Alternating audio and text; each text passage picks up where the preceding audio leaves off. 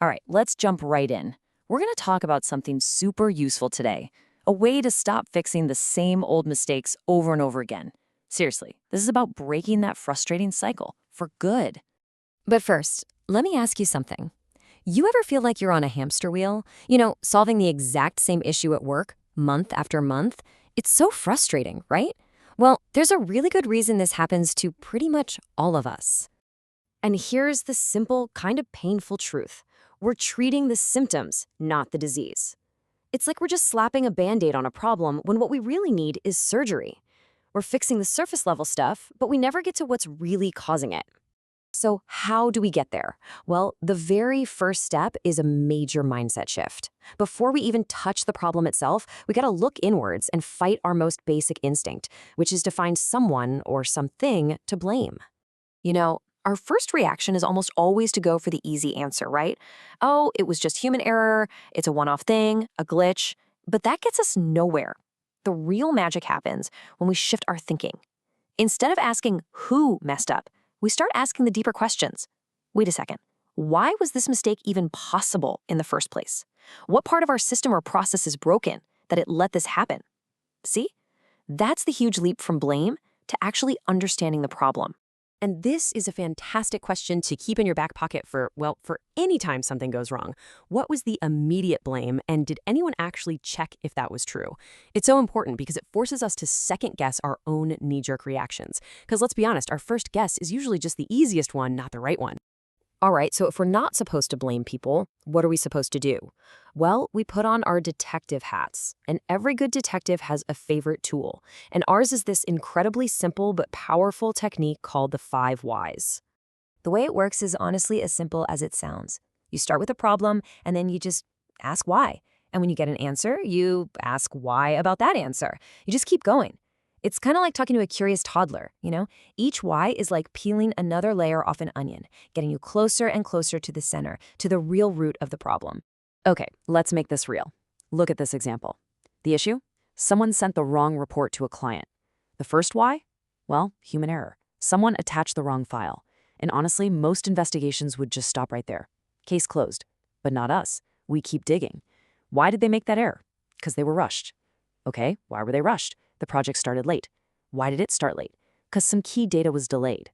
And final why. Why was the data delayed? Because the system we use to get that data is painfully slow. And there it is.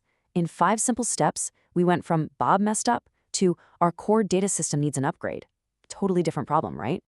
So once you've done your 5 whys and you've hit that final answer, the next job is to figure out what kind of problem you're looking at. Is it a people problem, a tech problem, a process problem? Categorizing it helps you figure out what kind of solution you're going to need. And take a look at this. This is super interesting. It shows where most root causes actually come from. And what's the biggest slice of the pie? Process, 40%. That means a lot of the time, it's not a person who's broken, it's the workflow. Same with technology and policy. See people there? It's a slice for sure, but it's way smaller than we usually think it is. And here's another key thing to remember. The root cause is rarely a lone wolf. It almost always has a few partners in crime, what we call contributing factors. Stuff like bad communication, not enough training, or just not having the resources you need. These things don't cause the mistake by themselves, but man, they sure do set the stage for it. They're like the little cracks in the system that make a big breakdown possible. Okay, so this is where the rubber meets the road. We've played detective, we found the root cause, now what? What do we actually do about it? This is the most important part, building a solution that actually sticks. And you really have to think about 2 different kinds of fixes. On one hand, you've got the corrective action. That's the quick fix, right? It's stopping the bleeding, dealing with the immediate mess. You have to do it. But that's not the end of the story. The real prize, the long-term win, is the preventative measure.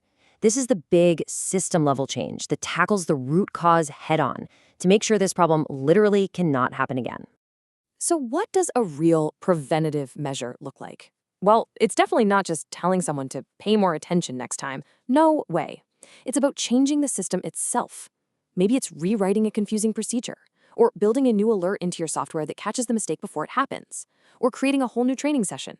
These are real, tangible changes to the environment. All right, let's bring this all home with one final big idea. And this is kind of the whole point of everything we've been talking about. It's a total reframe of the goal. See, the goal here isn't just to explain what happened in the past. It's not about archaeology. It's about architecture.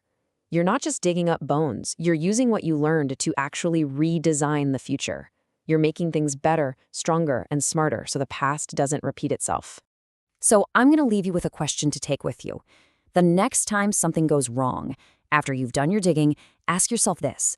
What's the one thing I can change in the process, in the system, in the tool that would make it impossible for this mistake to happen again? When you can answer that, that's when you know you've really solved it.